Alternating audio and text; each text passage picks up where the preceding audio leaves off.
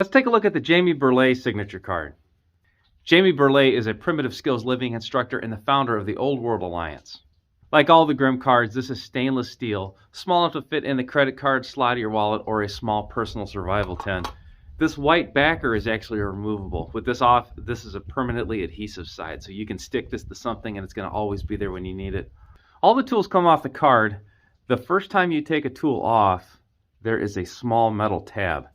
That tab has to be broken, and that's as simple as giving it a twist.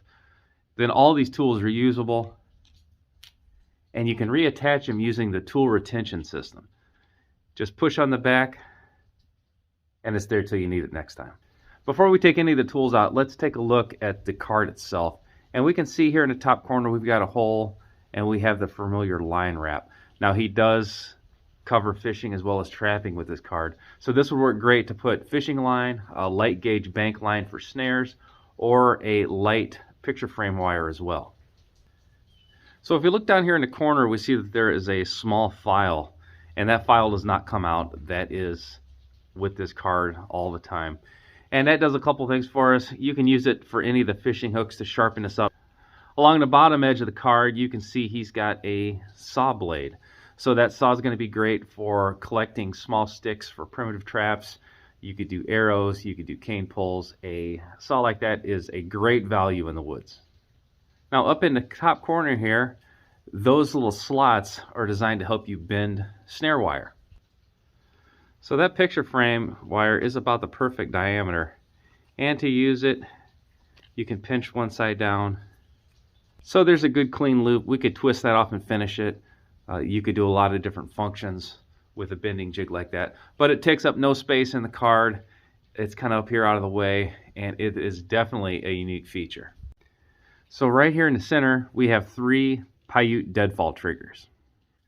So there's a good look at the Paiute trigger. A Paiute deadfall trap is the most sensitive trap that I know. If I'm micro trapping, if I'm trying to trap mice or small chipmunks, be it for food or for bait for larger animals, the Paiute is always going to be my go-to.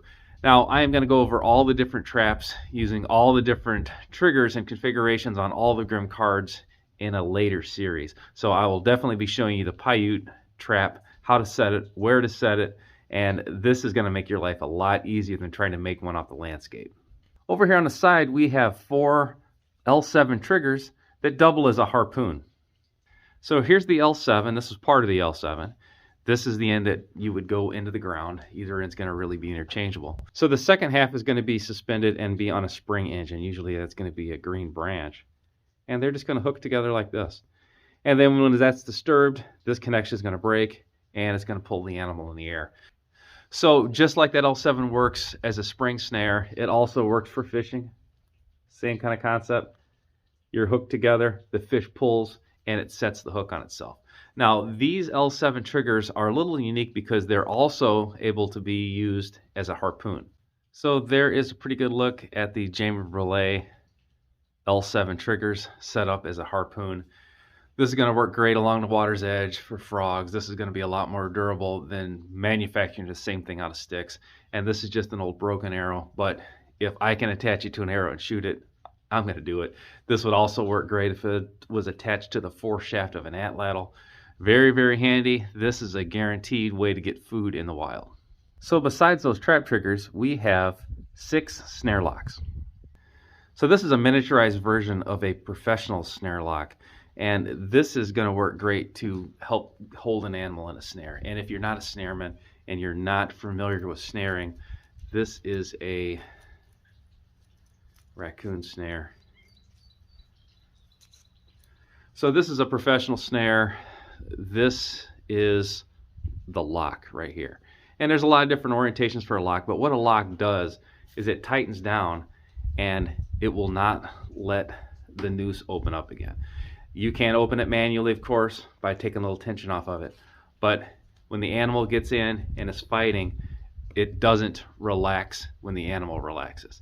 So once you get it in, it ain't coming out. Here's the wire that I bent using the bending jig on the card. And this just slips right over. And I can twist this in. And then I just had to put a small little bend in here. That's how the snare locks have been working best for me. So I'm just going to take the lock and slide it over the other end of the snare. So now with that snare lock around 12 o'clock, when the animal comes in and pulls itself and struggles in the snare, that lock is going to not let the loop open and let the animal escape. So if your traps aren't working and you're unable to harpoon anything, there's always fishing hooks. So there's a total of 6 barbed hooks. 4 of them are this small panfish size hook. So if you got larger fish in your area or fish with teeth, this longer shanked hook is going to be a great asset. There's a good look at that medium-sized, longer shanked hook. And all of these hooks feature a larger eye than is standard for a fishing hook. That's a great idea, especially if you're using non-standard fishing line like inner strands of paracord or natural fibers. If when you go into the woods, you usually have gear with you anyway, a slim card like this is something that you can add to your kit. Not going to take up a lot of space, but this is definitely going to feed you. You've got trapping covered, you've got Paiute traps, you've got L7s, as well as snare locks to use with picture frame wire. You can also convert the L7s over into a harpoon that's going to help you harvest frogs and fish and snakes along the water's edge.